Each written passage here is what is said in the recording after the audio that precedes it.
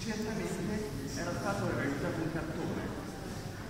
Noi non abbiamo questo cartone, ma osservando le incisioni, guardate come sull'applicato è possibile vedere tutte le incisioni realizzate dall'artista per trasferire l'immagine dal suo cartone sulla superficie di gesso.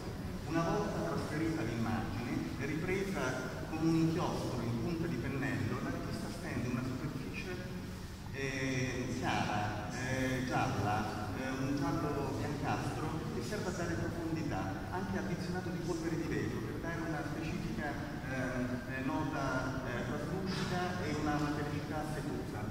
Su questo poi sceglie una tavolozza ricchissima con il lapislázuli, vedete, è scelto per il marmo della Vergine questa vacca delicatissima e trasparente per la sua veste, o il verde rame per la veste del sacerdote.